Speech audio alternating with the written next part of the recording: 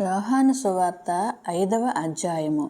అటు తరువాత యూదుల పండుగ ఒకటి వచ్చెను కనుక యేసు యెరూషలేమునకు వెళ్ళెను. యెరూషలేములో గొర్రెల ద్వారం దగ్గర హెబ్రీ భాషలో బెతస్దా అనబడిన ఒక కోనేరు కలదు. దానికి 5 మంటపములు కలవు. ఆయా సమయములకు దేవదూత కోనేటిలో దిగి నీళ్లు కదిలించుట కలదు.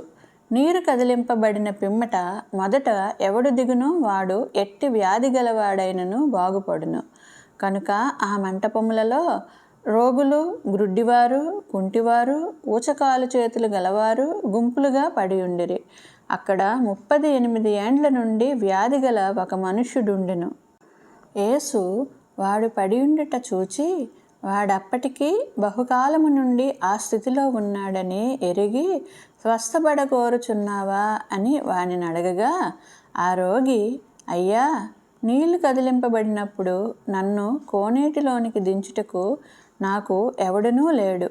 కనుక నేను వచ్చినంతలో మరి ఒకడు నాకంటే ముందుగా దిగునని ఆయనకు ఉత్తరమిచ్చెను. యేసు, నీవు లేచి నీ పరుపెత్తుకొని నడువుమని వానితో చెప్పగా, వెంటనే వాడు స్వస్థత నొంది తన పరుపెత్తుకొని నడిచెను. ఆ దినము విశ్రాంతి దినము కనుక యూదులు, ఇది విశ్రాంతి దినము కదా, నీవు నీ పరుపెత్తుకొనదగదే అని స్వస్థత నొందిన వానితో చెప్పిరి. అందుకు వాడు, నన్ను స్వస్థపరిచిన వాడు నీ పరుపెత్తుకొని నడువుమని నాతో చెప్పెనెను. వారు, నీ పరుపెత్తుకొని నడువుమని నీతో చెప్పిన వాడెవడని వానిని అడిగిరి. ఆయన ఎవడో స్వస్థత నొందిన వానికి తెలియలేదు. ఆ చోటను గుంపు కూడి ఉండెను కనుక యేసు తప్పించుకొని పోయెను. అటు తరువాత యేసు దేవాలయంలో వానిని చూచి, ఇదిగో స్వస్థత నొందితివి, మరి ఎక్కువ కీడు నీకు కలగకుండునట్లు ఇకను పాపము చేయకుము అని చెప్పగా, వాడు వెళ్ళి నన్ను స్వస్థపరిచిన వాడు యేసు అని యూదులకు తెలియచెప్పెను. ఈ కార్యములను విశ్రాంతి దినమున చేసినందున యూదులు యేసును హింసించిరి. అయితే యేసు, నా తండ్రి ఇదివరకు పనిచేయుచున్నాడు, నేనును చేయుచున్నానని వారికి ఉత్తరమిచ్చెను. ఆయన విశ్రాంతి దినాచారము మీరుట మాత్రమే గాక, దేవుడు తన సొంత తండ్రి అని చెప్పి తన్ను దేవునితో సమానునిగా చేసుకొనెను కనుక ఇందు నిమిత్తమును యూదులు ఆయనను చంపవలెనని మరి ఎక్కువగా ప్రయత్నం చేసిరి.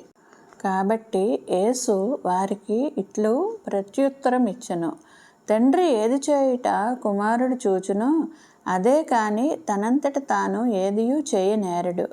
ఆయన వేటిని చేయునో వాటినే కుమారుడును అలాగే చేయును. తండ్రి కుమారుని ప్రేమించుచు తాను చేయు వాటినెల్లను ఆయనకు అగపరచుచున్నాడని మీతో నిశ్చయముగా చెప్పుచున్నాను. మరియు మీరు ఆశ్చర్యపడినట్లు వీటికంటే గొప్ప కార్యములను ఆయనకు అగపరచును.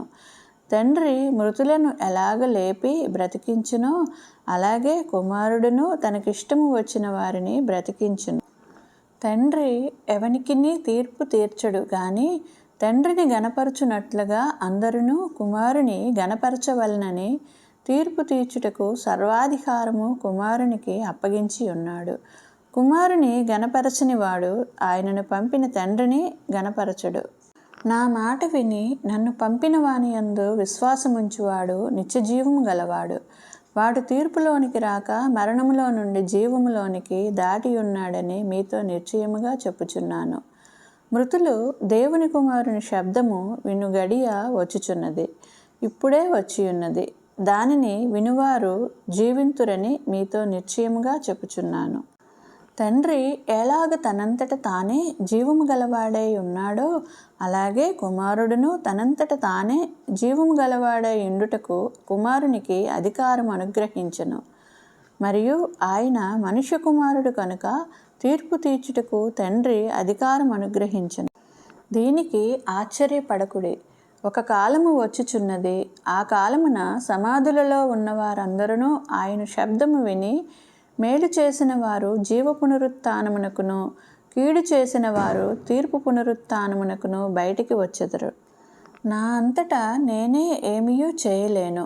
నేను వినునట్లుగా తీర్పు తీర్చుచున్నాను.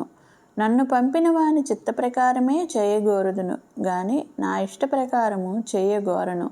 కనుక నా తీర్పు న్యాయమైనది.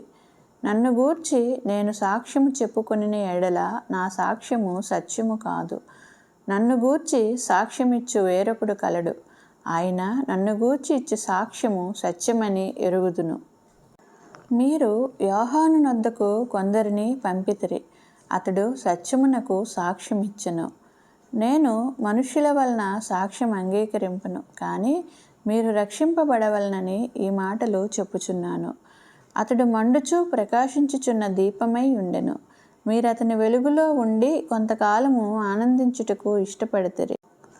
అయితే యోహాను సాక్ష్యము కంటే నాకెక్కువైన సాక్ష్యము కలదు.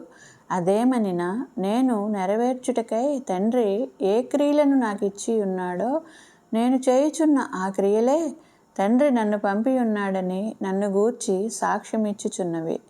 మరియు నన్ను పంపిన తండ్రియే నన్ను గూర్చి సాక్ష్యమిచ్చుచున్నాడు. మీరు ఏ కాలమందైనను ఆయన స్వరము వినలేదు, ఆయన స్వరూపము చూడలేదు. ఆయన ఎవరిని పంపినో ఆయనను మీరు నమ్మలేదు, కనుక మీలో ఆయన వాక్యము నిలిచి ఉండలేదు. లేఖనముల యందు మీకు నిత్యజీవము కలదని తలంచుచు వాటిని పరిశోధించుచున్నారు. అవే నన్ను గూర్చి సాక్ష్యమిచ్చుచున్నవి. అయితే మీకు జీవము కలుగునట్లు మీరు నా యొద్దకు రానొల్లరు. నేను మనుష్యుల వలన మహిమ పొందువాడను కాను. నేను మిమ్మును ఎరుగుదును. దేవుని ప్రేమ మీలో లేదు. నేను నా తండ్రి నామమున వచ్చియున్నాను, మీరు నన్ను అంగీకరింపరు. మరి ఒకడు తన నామమున వచ్చిన ఎడల వానిని అంగీకరింతురు. అద్వితీయ దేవుని వలన వచ్చు మెప్పును కోరక ఒకని వలన ఒకడు మెప్పు పొందుచున్న మీరు ఎలాగ నమ్మగలరు? నేను తండ్రి యొద్ద మీ మీద నేరము మోపుదునని తలంచుకుడి. మీరాశ్రయించుచున్న మోషే మీ మీద నేరము మోపును. అతడు నన్ను గూర్చి వ్రాసెను కనుక మీరు మోషేను నమ్మినట్టయినా నన్నును నమ్ముదురు. మీరతని లేఖనములను నమ్మని ఎడల నా మాటలు ఎలాగ నమ్ముదురు అనెను.